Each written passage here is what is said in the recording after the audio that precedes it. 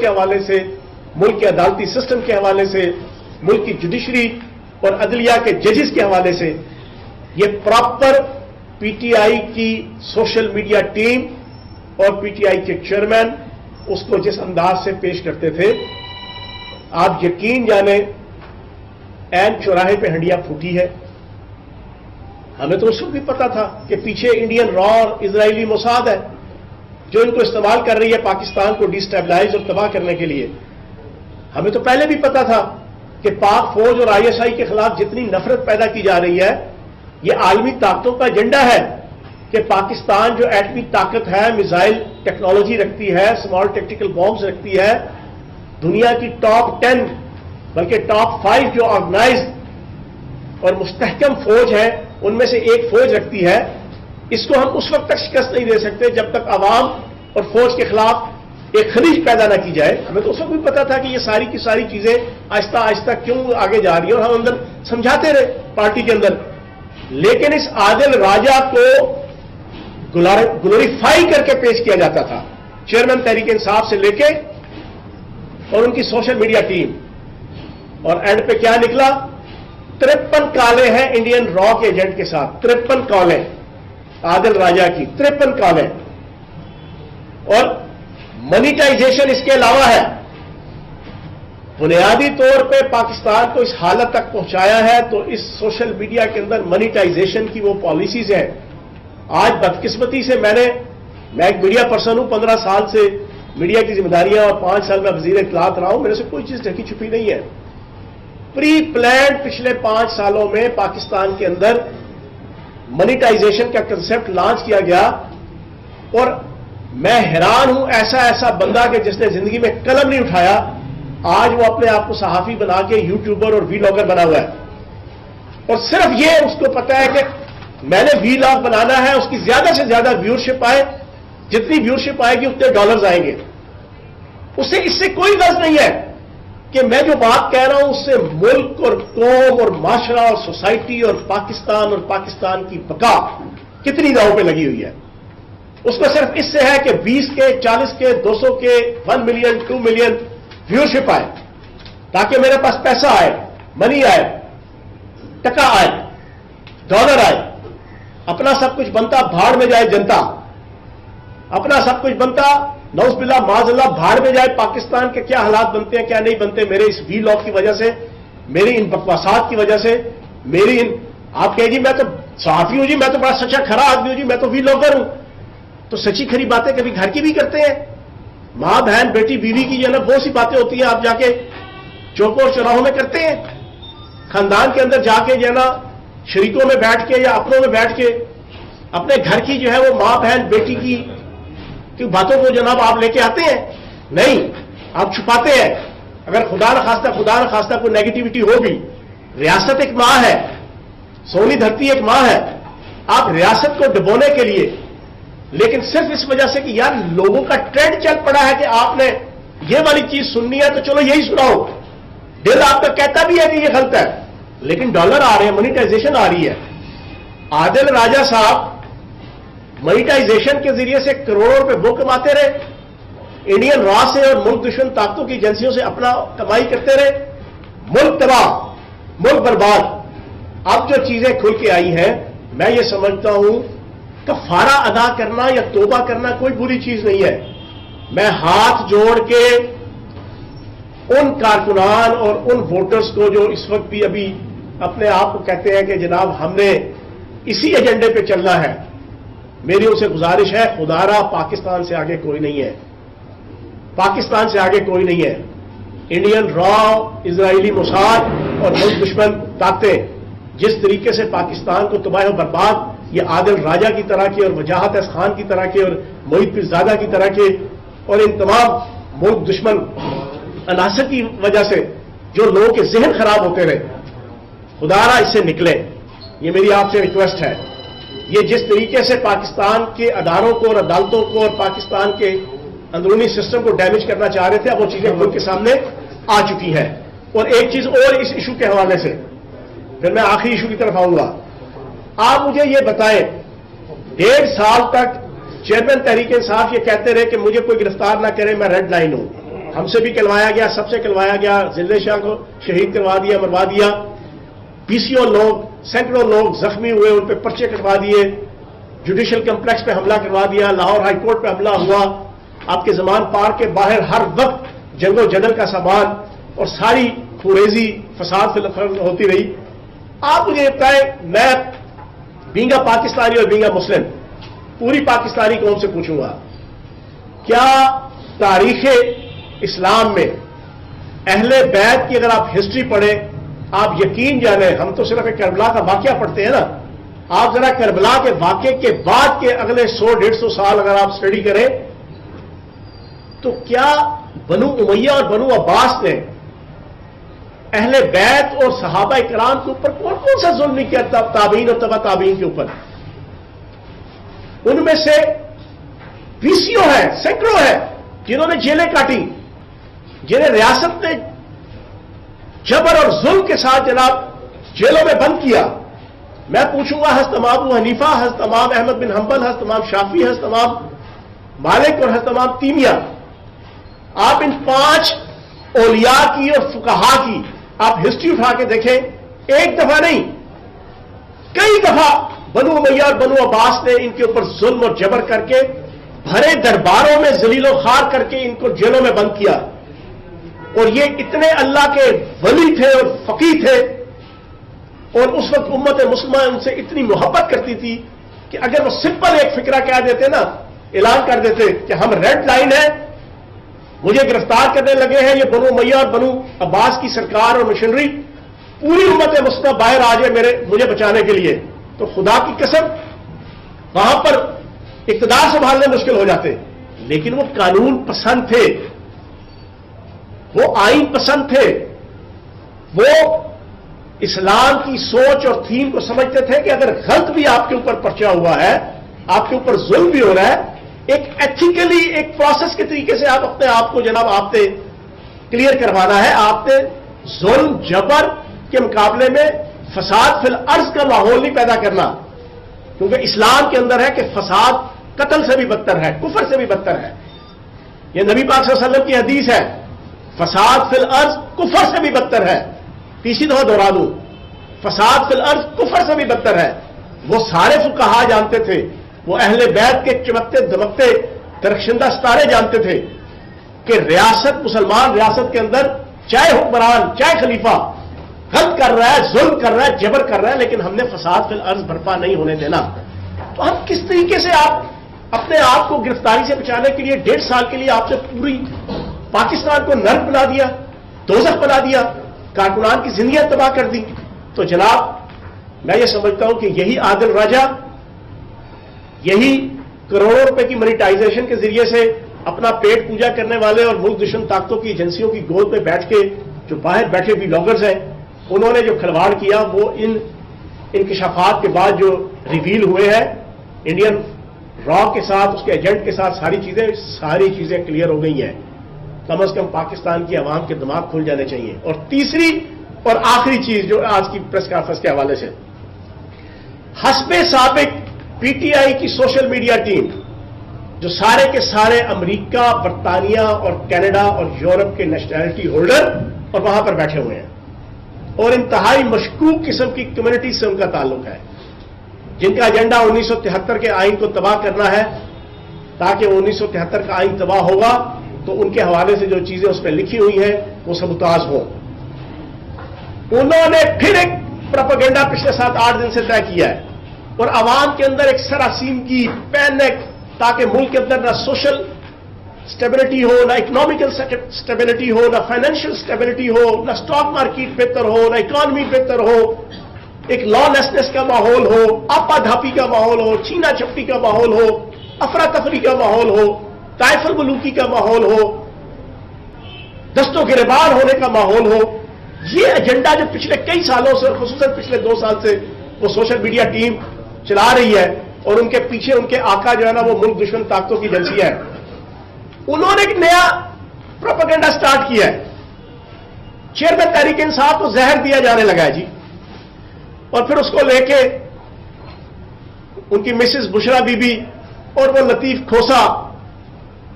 جس کے متعلق تو میں ایک ہی بات کہوں گا، تو دھوبی کا کتا گھر کا نہ گھاٹ کا، نہ وہ پیپلز پارٹی کے،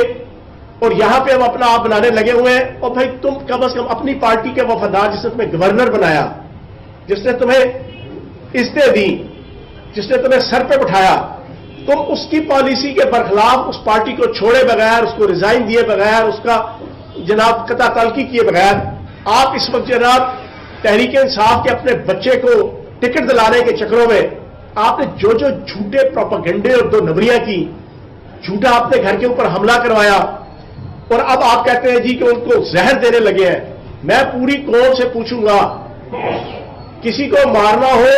وہ باہر پھر رہا ہو، کوئی مار گیا، کسی کو کیا پتا چلا، انویسٹیگیشن ہوتی ہے تو پتا چلتا ہے، نہیں پتا چلتا ہے. ریاست کی کسٹڈی کے اندر آپ کسی کو مار دیں، ریاست افورڈ کر سکتی ہے؟ ریاست اس کا سامنا کر سکتی ہے؟ میں وزیر جیل خانہ جات ہوں. آج اس پریس کانفرنس کے ذریعے سے اٹک جیل کے اندر چیئرمین تحریک انصاف نے VVIP اپنا وقت گزارا ہے.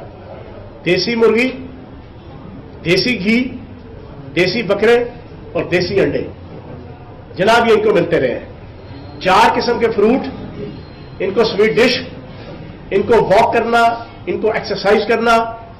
ان کو تمام کی تمام ٹھنڈی گرم مشین، ان کو بہترین قسم کا واش روم کہ جو باقی لوگوں کو اس قسم کے جناب جرائم پیشہ یا کہہ لیں وکٹمس کو نہیں دیا جاتا. اور میں آپ کو حقیقت بتا دوں، ایز اے سابق وزیر جیل خانہ جات، پاکستان اور پنجاب کی جیلوں میں 2 کیٹیگریز ہوتی ہیں، بیٹر کلاس B کلاس اور C کلاس، آرڈنری کلاس. اس کے علاوہ تیسری کلاس کوئی نہیں ہے، نہ کسی رولز میں ہے، نہ کسی ریگولیشنز میں ہے، نہ کسی آئین اور قانون اور پریزن کی بکس میں ہے. A+ فیسلٹیز جناب چیئرمین تحریک انصاف جناب 2 مہینے سے اٹک جیل کے اندر اویل کرتے رہے ہیں. اس کے بعد آپ یہاں پر آئے ہیں، یہاں پر بھی ان کو بہترین طریقے سے اکاموڈیٹ کیا جا رہا ہے. اب یہ کہتے ہیں جی کھانے میں زہر، باقاعدہ 4 ڈاکٹرز ہیں، 4 ڈاکٹرز جو صبح دوپہر شام لک آفٹر کرتے ہیں. ان کا کھانا کھانے سے پہلے وہ کھانے کو خود ٹیسٹ کرتے ہیں، اس کا ذائقہ، اس کی کوالٹی، اس کے اور بہت سی چیزیں. خدا کا واسطہ ہے یار، کیوں اس پاکستان کے ساتھ کھلواڑ کر رہے ہو؟ یہ سوشل میڈیا جو باہر بیٹھا ہے یہ تو ہے ہی، میں پریس کانفرنس میں بیٹھا ہوں، میں کوئی لفظ استعمال نہیں کر سکتا، لیکن یہاں جو پاکستان کے اندر بیٹھے ہوئے ہیں وہ وہاں سے ڈاکٹر شہباز گل جیسا 2 نمبر آدمی، جس کا کریکٹر سے لے کے، جس کا فیملی بیک گراؤنڈ ڈچکور سے لے کے، جس کا معاملات بچے کو پتہ ہے 2 نمبر ہے، وہ وہاں پہ بیٹھ کے سب سے پہلے یہ خبر بریک کرتا ہے، اور اس کے بعد کتے نے کان کو کاٹا، سارے کے سارا کتے کے پیچھے بھاگنا شروع ہو جاؤ. کان کو دیکھو ہی نہ کہ بھائی کان زخمی ہو گیا. وہ خبر بریک ہوتی ہے سارے مانیٹائزیشن کے چکروں میں. سیریس ترین میں قسم خدا کی میں صحافیوں کو دیکھتا ہوں، سر پکڑ کے بیٹھ جاتا ہوں. افسوس ہوتا ہے کہ یار جنہوں نے اپنی لائف کے 20 25 30 سال صحافت اور سیاست کے میدانوں میں گزار دیے، ان کو اتنی تو کم از کم پروفیشنل ایتھکس اور حیا آ جانی چاہیے کہ یار سوچ سمجھ کے چیزوں کو آگے ایلیبوریٹ کرو اور آگے پروپوگیٹ کرو کہ اس کے ریپرکشنز، اس کے نقصانات پاکستان کو، پاکستان کے اداروں کو، پاکستان کی ریاست کو، پاکستان کے معاشرے کو، پاکستان کی سوسائٹی کو کیا ہوں گے. شروع صرف ایک وہ ڈاکٹر شہباز گل نے پہلا جناب ایک ٹویٹ کیا تھا،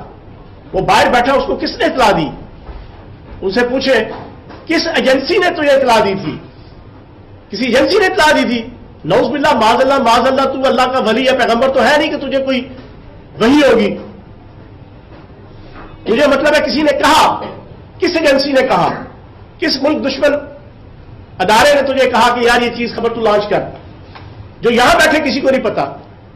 تو جناب یہ پوری کی پوری سازش اس ملک کے حوالے سے جو ہو رہی ہے، انشاءاللہ وقت کے ساتھ ساتھ ساری چیزیں سامنے آ رہی ہیں. آج سے 5 مہینے پہلے ماحول اور تھا، آج سے 10 مہینے پہلے اور تھا،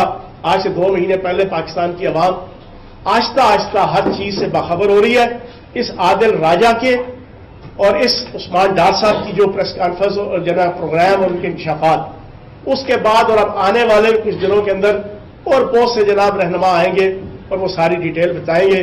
آخری چیز دوبارہ دہراؤں گا, ہمیشہ دہراتا ہوں, بینگ اے مسلم میری اور پاکستانیوں مسلمانوں کی ریڈ لائن نبی پاک صلی اللہ علیہ وآلہ وسلم کی ذات اقدس, ان کی ناموس رسالت اور ان کی ختم نبوت. دوبارہ دہراؤں گا کہ بینگ اے مسلم میری اور میری طرح کے ہر مسلمان کی ریڈ لائن نبی پاک صلی اللہ علیہ وآلہ وسلم کی ذات اقدس, ان کی ناموس رسالت اور ان کی ختم نبوت ہے. اور دوسرا بینگ اے پاکستانی, ہم سب کی ریڈ لائن صرف اور صرف پاکستان ہے. چون صاحب یہ بتائیے گا کہ جس طریقے سے آپ آستانہ عالیہ چوہان شریف کہتے ہیں یہاں اس سیکریٹریٹ کو, اسی طریقے سے شہر میں ایک لال حویلی بھی تھی جسے شیخ رشید اپنی سیاسی سرگرمیوں کو محور قرار دیتے ہیں. شیخ رشید غائب ہیں اور اس حوالے سے بتائیے کہ فیوچر ان کا کس طریقے سے سیاست میں کیا ہے, کیا وہ بھی پریس کانفرنس کریں گے؟ یا یہ شیخ رشید صاحب سے پوچھیں. شیخ رشید صاحب جتنے قریب تھے چیئرمین تحریک انصاف کے, اگر وہ سمجھدار ہوتے تو ساری زندگی جناب وہ ادارے کے سر صدقے جناب انہوں نے سیاست کی ہے. انہیں چاہیے تھا کہ وہ سمجھاتے کہ ملک کے ادارے جناب کسی کی ذات کا میراث نہیں ہوتے, نہ پاک فوج کسی جنرل کی میراث ہے. ٹھیک ہے, پاک فوج میرا اور آپ کا ادارہ ہے, اور ہم سب کے بہن بھائی والد رشتہ دار عزیز سارے اس کے اندر جناب ہوتے ہیں. اور وہ نہ بھی ہو, وہ ادارہ ایک ایسا ہے کہ پاکستان جیسا ملک کہ جو چاروں طرف سے ایک ڈیفینسو کنٹری کے طور پہ جانا جاتا ہے, چاروں طرف سے اس کی سرحدیں غیر محفوظ ہیں, لوگوں نے اس کے خلاف سازشیں کی ہوئی ہیں. ایسے ملک کے اندر اگر آپ فوج کے خلاف آپ نیگیٹو قسم کا پروپیگنڈا, چاہے وہ میٹھے انداز میں کریں یا وہ کھٹے انداز میں کریں یا کڑوے انداز سے کریں, وہ ملک کے لیے نقصان دہ ہے. یہ شیخ رشید صاحب کو سمجھنا چاہیے تھا, لیکن شیخ رشید صاحب نے نہیں سمجھا. انہوں نے جلدی پہ تیل ہر وقت لگائی رکھا, جلسے جلوسوں میں بھی تقریروں میں بھی. تو اب اگر وہ چھپے رہے اور چھپنے کے بعد اب گرفتار ہو گئے تو یہ اب ان کا فیصلہ ہے. اگر تو کوئی کفارہ ادا کر دیں گے, جیسا میں نے اپنے اس پریس کانفرنس میں بھی کہا, اچھا انسان سیکھتا ہے اور غلطی کے اوپر بیک آؤٹ کرتا ہے, تو کریں گے تو بہت اچھی بات ہے. وہ جو فہرست ہے آپ نے کہا کہ عمران خان کو اٹک میں بھی جو سیکریٹ کیا گیا وہ 1 لاکھ معاملوں میں. اس کے علاوہ جو ان کے وکلاء ہیں جو ان سے ملاقات کر کے آتے ہیں, انہیں یہ کہا جا رہا ہے کہ اڈیالہ جیل میں بھی انہیں 10x10 کا ایک سیل دیا گیا, اور واک کے لیے 10 فٹ کے زیادہ کوریڈور وہاں دستیاب نہیں ہے. اور اب تو اس طرح کی کچھ سمیم رحیم صاحب نے ایک ٹویٹ کیا ہے کہ 3 قدم آپ آگے چل سکتے ہیں, اس سے زیادہ ان کے جو کمرہ ہے انہیں وہ دیا نہیں گیا. آپ نے ابھی کہا کہ شہباز گل نے ٹویٹ کیا, اس کے پاس انفارمیشن کہاں سے آئی, کس ایجنسی نے. آپ چونکہ وزیر جیل خانہ جات رہے ہیں, اب تو نہیں ہے, آپ کو یہ ساری اطلاعات کیسے ملی کہ انہیں وہاں پر دیسی گھی سے یا مٹن کھلایا جا رہا تھا اور یہاں پہ اسے ریجیکٹ کیا جا رہا ہے, جبکہ ان کے وکلاء جب ان سے ملاقات کر کے آتے ہیں تو انہیں یہ کہا جا رہا ہے کہ اٹک جیل سے بھی بدتر صورتحال نے یہاں درپیش. آپ کے سوال کے اندر ہی جواب ہے. آپ نے کہا آپ کو کہاں سے پتہ چلی, ساتھ ہی آپ نے کہا آپ وزیر جیل خانہ جات رہے ہیں. اور بھائی میں وزیر جیل خانہ جات رہا ہوں, 28,000 ملازم اور افسران ہیں. اللہ پاک کا کرم ہے, نبی پاک کے صدقے پیروں کی طرح مجھے پوچھتے ہیں, کیونکہ میں نے جو 1.25 سال ان کی خدمت کی ہے, 76 سال کسی صوبائی وزیر جیل خانہ جات نے ان کی پریکٹیکل وہ خدمت نہیں کی. مجھے تو انفارمیشن مل جاتی ہے. دوسرا مجھے انفارمیشن مل جاتی ہے کہ میں پنڈی میں رہتا ہوں, پنڈی میں اڈیالہ جیل ہے, اٹک پنڈی کے ساتھ ایڈجسنٹ ہے, مجھے تو وہاں سے بھی مل جائے گی, تو مجھے تو اس انداز سے مل گئی. دوسرا آپ نے کہا نا کہ 10x10 کا, اب چھوٹی پھوپھی کی جناب شادی پہ تو کوئی گیا نہیں ہوا کہ وہاں پہ جناب ان کو جناب پورے کا پورا اڈیالہ جیل آدھا خالی کر کے انہیں کہو کہ سنیے ہو یا گلیاں میں مرزا یار نچے کے مترادف ہونے کہو جو ہاں جی کمو پھرو کھاؤ پیو موج کرو. اور بھائی آپ قیدی ہیں, قیدی کو جیل کے اندر جو ہے نا وہ قید کے لیے بھیجا جاتا ہے, تو آپ کی بی کلاس سے بھی اوپر اے سے اوپر A+ آپ کو فیسلٹیز مل رہی ہیں, اور کچھ عدلیہ کے جناب حکم کے اوپر بھی ہے. تو کم از کم لوگوں کو تو نہ بے وقوف بناؤ. اور پھر جو آپ نے سوال پوچھا وکلاء,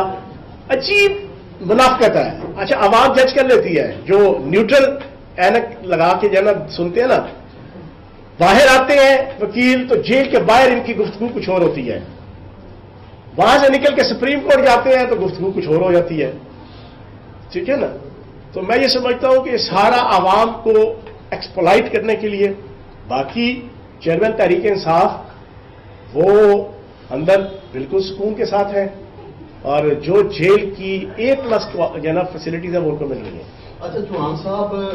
ڈار صاحب نے کل پریس کانفرنس کی، اس کے فوری بعد ان کی والدہ کا جو ہے وہ ویڈیو پیغام جاری ہوا ہے جس میں انہوں نے خواجہ آصف کے حوالے سے جو ہے وہ تفضیلات سامنے رکھے ہیں اور کہا ہے کہ یہ سب کچھ ان کی ماں پہ ہوا ہے. تو اس سارے واقعے کو کس طرح دیکھتے ہیں؟ ان کی والدہ کے پیغام کو کس طرح؟ دیکھیں، عثمان ڈار صاحب کی والدہ میری والدہ کی طرح ہے، میرے لیے قابل احترام ہے. بہرحال ان کے اپنے جذبات ہیں. عثمان ڈار صاحب نے، ہم نے تو پریس کانفرنس کی تھی پریس کلب آ کے، اس نے پریس کانفرنس نہیں کی. وہ بڑے ہی جوش و خروش سے، بڑے ہی فلمی سٹائل میں ایک اینکر کے جناب آبائی گھر میں آئے اور بڑے سٹائل سے جناب پہلے فلم کا جناب پہلا پورشن آیا، پھر دوسرا پورشن آیا جس میں ذاتی حوالے سے جناب آپ کی آپس کی گفتگو اور ایک دوسرے کی تعریفیں، پھر اس کے بعد آگے بڑے خوش و خضوع سے انہوں نے پوری گفتگو کی ہے. تو یہ ان کا آپس کا معاملہ ہے، وہ نپٹا لیں، لیکن انہوں نے اپنے جیسے کہتے ہیں نا ہوش و حواس میں ساری باتیں کی. اچھا یہ بتائیے گا کہ جو جنرل پرسپشن ایک ہے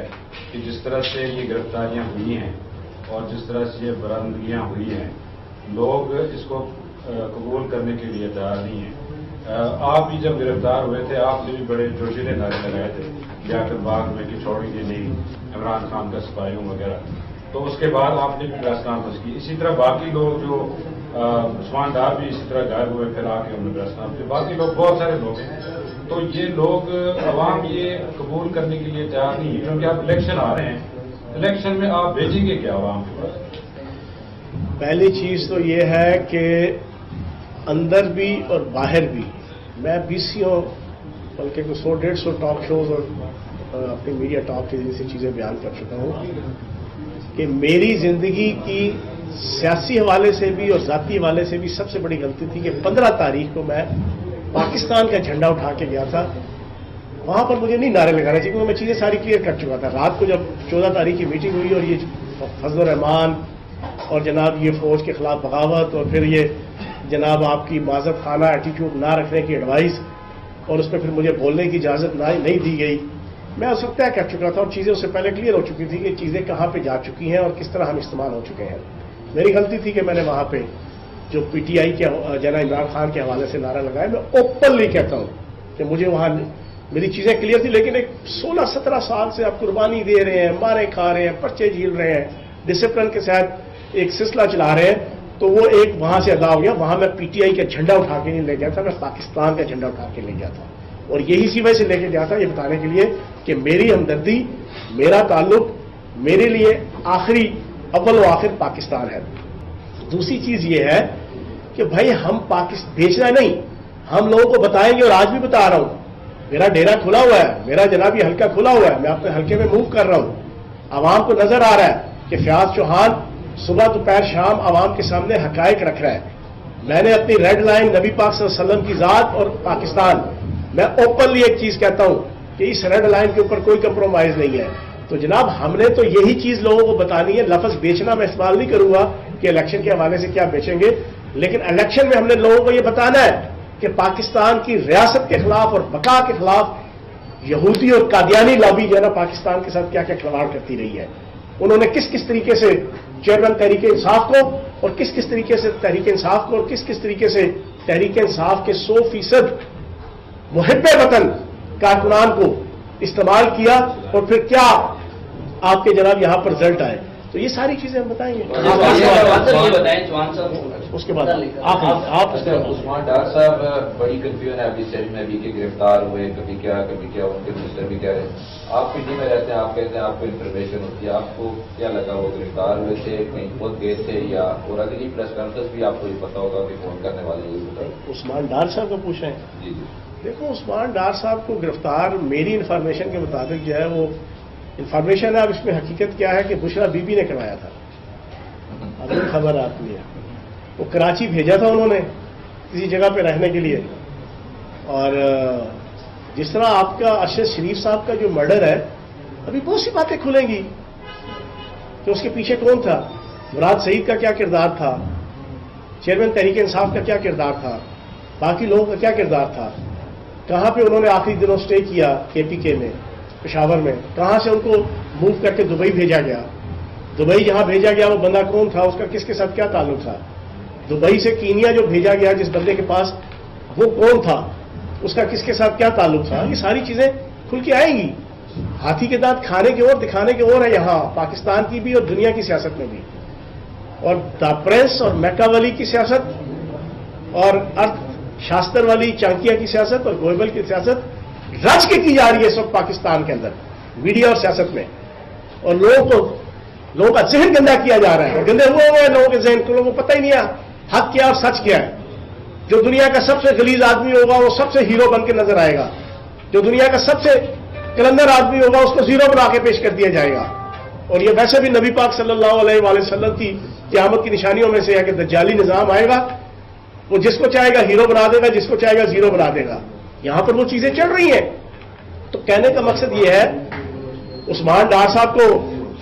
انہوں نے خود ان کے بھائی نے الزام لگایا، میں نے تو نہیں کہا. ان کے میرے ایک تیسرا بھائی ہے، اس نے الزام لگایا تھا کہ میرے بھائی کو کراچی جو ہے وہ بشرا بی بی نے بھیجا تھا اور وہاں سے پھر وہ گرفتار ہو گئے. تو اب یہ ان سے پوچھیں کہ وہ کہاں پہ رہے اتنا عرصہ. دوسرا لمبی فہرست ہے ابھی سارے دوست چاہے وہ صداقت عباسی ہو، چاہے فاروق حبیب ہو، چاہے اور بہت سے لوگ ہیں. جناب آپ نے حساب کتاب تو دینا ہے نا. چنا کتھا گزاری رات میں، وہ طاولہ حصہ خیلوی صاحب کا آپ نے گانے تو سنے ہوئے ہیں، تو بھائی پوچھا تو جائے گا. ٹھیک ہے نا جی، کدو کٹے گا تو سب میں بٹے گا. یہ احتساب کا کدو کٹے گا، 9 مئی کے حوالے سے نظم و ضبط کا کدو کٹے گا، احتساب کا کدو کٹے گا، قانون کا کدو کٹے گا، تو سب میں بٹے گا، سارے مستفید ہوں گے. اور پھر وہ تو سب سے زیادہ مستفید ہوں گے کہ جو فرنٹ فٹ کے اوپر ڈائریکٹ چیئرمین تحریک انصاف کے ساتھ لنک تھے، وہاں سے ڈائریکٹ ان کو پالیسی آتی تھی، وہاں سے ڈائریکٹ ان کو انسٹرکشن آتی تھی کہ فیصلہ آباد ISI کا دفتر، Jinnah house Lahore, GHQ Rawalpindi, Abbottabad فلاں، پشاور فلاں ملک شہر فلاں، ان ساروں کو پوچھا جائے گا. Thank you very much. Chauhan صاحب آخری سوال یہ تھا کہ آپ بتا رہے ہیں کہ ایک طویل فہرست ہے جو لوگ ابھی اس کے بعد آئیں گے نئی سیاسی کشتی پر وہ سوار ہوں گے، لیکن جو کارکنان ہیں ان کی تاریخ اور پاکستان کے ساتھ وفاداری کا ثبوت دیا ہے. اور سب سے پہلے پاکستان اور بینگ اے پاکستان ہماری ریڈ لائن پاکستان. واقعتاً انہوں نے ایک اچھے انسان اور ایک اچھے سوشل اور پولیٹیکل ورکر ہونے کا ثبوت دیتے ہوئے اس بات کا اعتراف کیا کہ جو پوری پاکستانی قوم کے لیے ایک ہدایت کا رستے کا باعث بنے گی. قوم کے ان افراد کے لیے جو سوشل میڈیا کے ذریعے سے جو باہر بیٹھے ہوئے لوگ ان کا ذہن پراگنڈا کر رہے ہیں، وہ کم از کم ان کو سمجھنے میں آسانی ہوگی کہ کچن کیبنٹ کا ممبر چیئرمین تحریک انصاف کے وہ جو باتیں کر رہا ہے بالکل ٹھیک کہا. اب پلاننگ وہاں پہ کیا تھی کہ پچھلے 9 مئی سے پہلے کے جو 1.5 سال تھے اور خصوصاً آخری 5, 6, 7 مہینے چیئرمین تحریک انصاف نے ہر ڈسٹرکٹ کے اندر 2 سے لے کے 6, 7 اپنے اسپیسیفک وہ پولیٹیکل لیڈر جو MNA تھے یا MPA تھے یا وفاقی یا صوبائی وزیر تھے یا ڈسٹرکٹ کے اور صوبے کے یا مرکز کے عہدیدار تھے، وہ 2 سے 6, 7 افراد ہر ڈسٹرکٹ کے اندر انہوں نے اپنے ذاتی رابطے کے اندر رکھے ہوئے تھے. اور وہ جو رابطے تھے ان کا آفیشیل جو کور کمیٹی کی میٹنگز ہو رہی ہوتی تھی، ترجمانوں کی میٹنگز ہو رہی ہوتی تھی، کور گروپ کی میٹنگ ہو رہی ہوتی تھی، ان کے ساتھ ان میٹنگز کے معاملات کا ان کے ساتھ کوئی تعلق نہیں ہوتا تھا. ان کو ڈائریکٹ چیئرمین تحریک انصاف جو ہے وہ انسٹرکشن ڈیلی بیسس پہ صبح شام دیا کرتے تھے. تو سیالکوٹ کے حوالے سے عثمان ڈار صاحب اور ان کی فیملی اور خصوصاً عثمان ڈار صاحب واحد بندے تھے کہ جو اس پوری چیئرمین تحریک انصاف کے رابطے میں تھے اور ان کو جو خاص انسٹرکشن ملتی تھی. اب چیزیں ساری کھل کے سامنے آ گئیں کہ کس طریقے سے چیئرمین تحریک انصاف نے اپنی گرفتاری کی صورت میں فیوچر کا پلان پاک فوج کے خلاف، ISI کے خلاف، عدالتوں اور اداروں کے خلاف نفرت پیدا کرنے کے لیے اپنے ورکرز کی ذہنی آبیاری کی مسلسل، اپنے آپ کو ریڈ لائن قرار دے کر جو عثمان ڈار صاحب نے بھی کل آپ کے سامنے رکھ دی، جو فیاض الحسن چوہان پچھلے 4 مہینے سے صبح دوپہر شام آپ کے سامنے رکھ رہا تھا، اب ان کی کچن کیبنٹ کے بندے نے بھی جو ہے اس کی گواہی دے دی۔ میں عثمان ڈار صاحب سے ایک سوال پوچھوں گا، مجھے امید ہے کہ عثمان ڈار صاحب اس کی بھی انڈورسمنٹ کریں گے۔ 9 تاریخ کو وقوع ہوا بدنام زمانہ، پورے پاکستان کے اندر سینکڑوں وقوع ہوئے۔ 12 تاریخ کو چیئرمین تحریک انصاف رہا ہوئے۔ 14 تاریخ کو پہلی ترجمانوں کی جو میٹنگ تھی، اس میٹنگ کے اندر ٹوٹل 14 یا 15 افراد شریک تھے، جس میں میں بھی تھا اور عثمان ڈار صاحب بھی تھے۔ آج میں عثمان ڈار صاحب سے گزارش کروں گا کہ کسی ٹاک شو کے اندر یہ لازمی اس چیز کی کم از کم گواہی دے، جو میں کم از کم کئی بار دے چکا ہوں، کہ چیئرمین تحریک انصاف رہا ہونے کے بعد 12 تاریخ کو جب 14 مئی شام 6:30 بجے زوم میٹنگ سٹارٹ ہوئی، تو چیئرمین تحریک انصاف نے پہلا فقرہ بیٹھتے ہی یہ کہا کہ آپ ساروں میں سے کسی نے 9 مئی کے واقعات کی مذمت نہیں کرنی، آپ ساروں میں سے کسی نے ڈیفینسو ایٹیچیوڈ نہیں رکھنا، آپ ساروں میں سے کسی نے مفاہمانہ رویہ نہیں رکھنا۔ پہلی چیز، مجھے انشاءاللہ امید ہے کہ عثمان ڈار صاحب اگلی کسی بھی میڈیا ایکٹیویٹی کے اندر اس بات کو انڈورس کریں گے کہ کیا یہ بات ہوئی کہ نہیں ہوئی۔ دوسری چیز، چیئرمین تحریک انصاف نے کہا کہ آپ سب کی اطلاع کے لیے عرض ہے کہ 9 مئی کے واقعات نے بھٹو والوں کو ہلا کے رکھ دیا ہے، فوج کو ہلا کے رکھ دیا ہے، اور بس 5 سے 6 دن رہ گئے ہیں اس ملک میں تبدیلی اور انقلاب آنے میں۔ بس آپ نے 5 سے 6 دن ڈٹے رہنا ہے۔ اس کے اوپر سب سے پہلے فاروق حبیب بولا، قربان جاؤں مکے مدینے، وہ جو ہے نا سٹائل، انہوں نے کہا بالکل چیئرمین صاحب آپ کی بات 100% ٹھیک ہے، بھٹو والے اور فوجیوں کی جان نکل گئی ہے 9 مئی کے واقعات سے، اور اب بالکل تختہ الٹنے لگا ہے، پلٹنے لگا ہے، 5 سے 7 دن نہیں ہے۔ آپ نے بالکل ٹھیک کہا۔ یہ چیز بھی کتنی الارمنگ تھی کہ حادثے سے بڑا سانحہ یہ ہوا، لوگ ٹھہرے نہیں حادثہ دے کر۔ ایک اچھا انسان غلطی کرے، انٹینشنلی کرے، نان انٹینشنلی کرے، انڈیویجول کرے یا کوئی کولیکٹیو، سن، گناہ، غلطی، جرم، بلنڈر کرے، اچھے انسان کی یہ نشانی ہوتی ہے کہ وہ بیک آؤٹ کرتا ہے، وہ تھوڑا سا تجزیہ کر کے دائیں بائیں کے واقعات، حالات، کرائم، نظائر اور سرکمسٹانسز، ان کا تجزیہ کرنے کے بعد وہ بیک آؤٹ کرتا ہے کہ یار یہ چیز میرے سے غلط ہو گئی، ملک کے لیے، قوم کے لیے، معاشرے کے لیے، سوسائٹی کے لیے۔ لیکن جس ڈھڑائی کے ساتھ چیئرمین تحریک انصاف نے پہلا یہ کہا کہ کسی نے کوئی مفاہمانہ ایٹیچیوڈ اور معافی نہیں کرنی میڈیا کے اندر آ کے،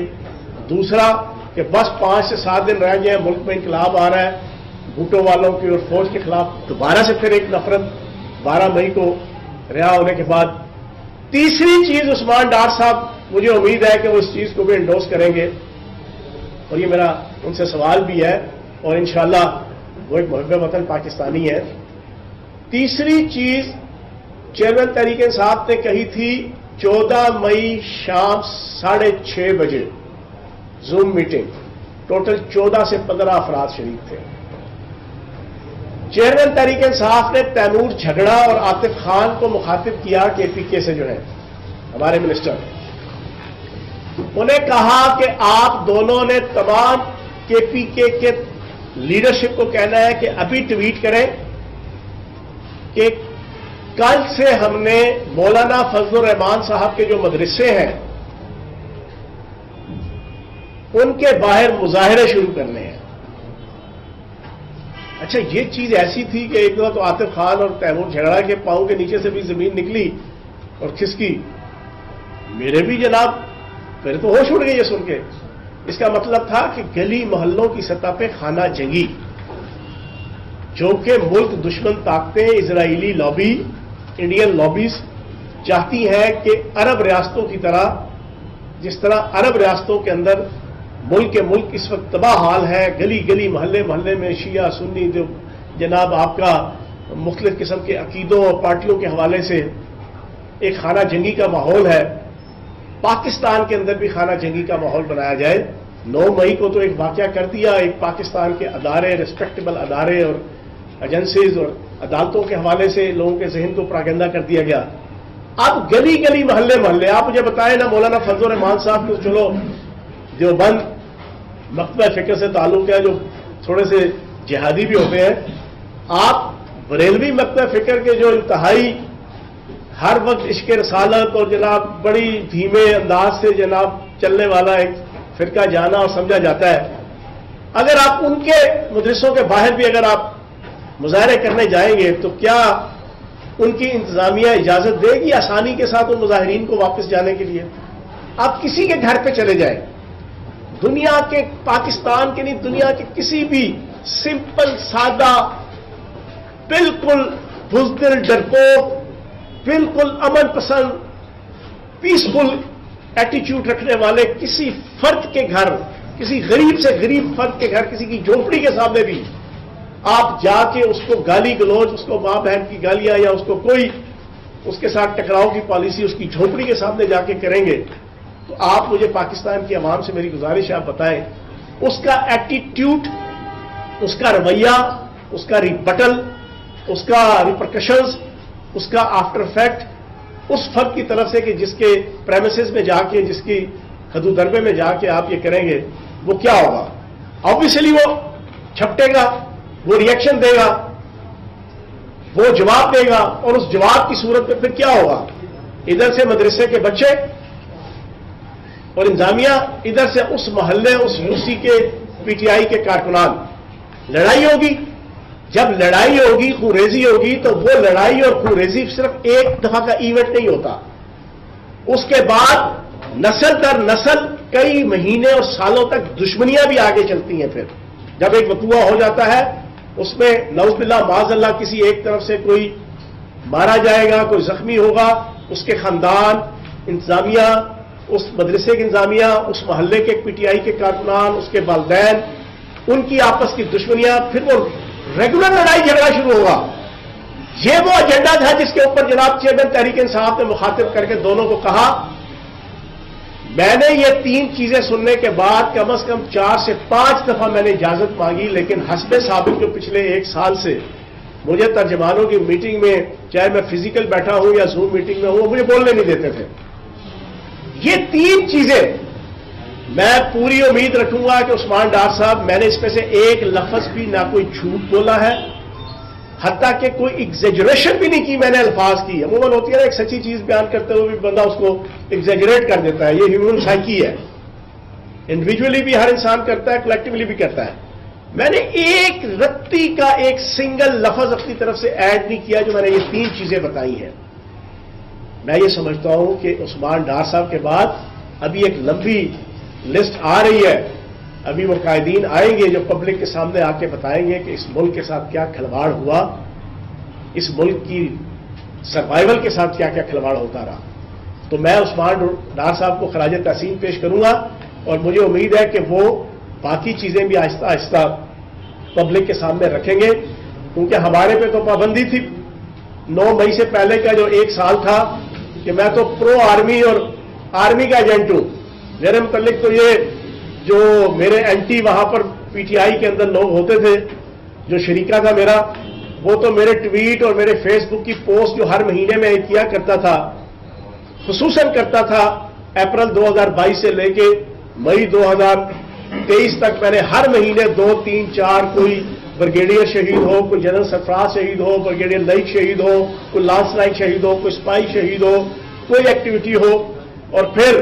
آپ سارے دوست میڈیا کے اندر جب سوال پوچھتے تھے تو میں جان کے الیبوریٹ کر کے بتاتا تھا کہ پی ٹی آئی کا کوئی جھگڑا نہ پاک فوج کے ساتھ ہے، نہ آئی ایس آئی کے ساتھ ہے، ہمارا جھگڑا جناب پی ڈی ایم کی حکومت کے ساتھ ہے، اور ایک سیاسی ہماری سٹرگل ہے اور سیاسی ہماری دوڑ ہے۔ میں جان کے کرتا تھا، اور میری ان کلپس کو اور ان ٹویٹس کو اور ان فیس بک کی پوسٹ کو اور انسٹا کی، وہ جا کے چیئرمین تحریک انصاف کو بتایا جاتا تھا، دکھلایا جاتا تھا کہ دیکھو جی اسی کہڑے پاسے لگے ہوئے ہیں تو ایک کہڑے پاسے لگا ہے، ہم کس سائڈ پہ جناب، ہم بھوٹو والوں کے خلاف اور فوج کے خلاف لوگوں کی ذہنی آبیاری کر رہے ہیں، اور یہ جناب ان سے پیار محبت کی پینگیں اور پبلک کو کیا درس دے رہے ہیں۔ لیکن ڈار صاحب تو اس پوری किचन कैबिनेट के अंदर शरीक होते थे और बिल्कुल ठीक बातें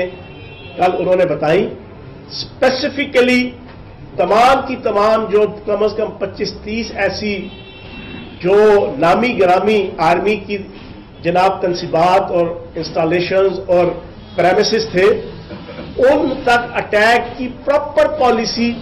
अपने स्पेसिफिक हर डिस्ट्रिक्ट के अंदर एमएनए एमपीएस अहदेदारों के जरिए से तयशुदा पॉलिसी के तहत जो वो सारी चीजें हुई। दूसरी चीज और दूसरा टॉपिक, आदिल राजा और इस दस के जो है वो बाकी आपके जो वीलॉगर्स, मोहित पीरजादा, वजाहत ऐसे खान, शाहीन सदाई, ये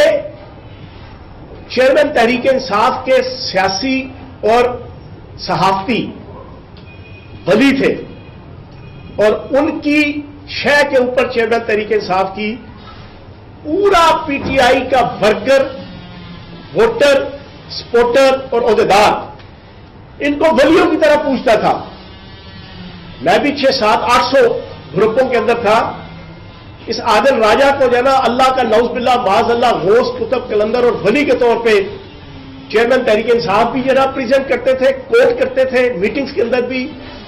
गुफ्तगू के अंदर भी। जब तक वो मुकम्मल नंगा नहीं हुआ था ना अपनी गलीज हरकतों की वजह से, आज से 5, 6, 7, 8 माह तक, उस वक्त तक तो बाकायदा नाम लेके जलसों के अंदर भी, मीटिंग्स के अंदर भी, व्हाट्सएप ग्रुप के अंदर भी उसकी ट्वीट्स को, उसकी पोस्ट को, उसकी गुफ्तगू को जो इंतहाई नंगी, गंदी और गलीज होती थी, पाक फौज के अफसर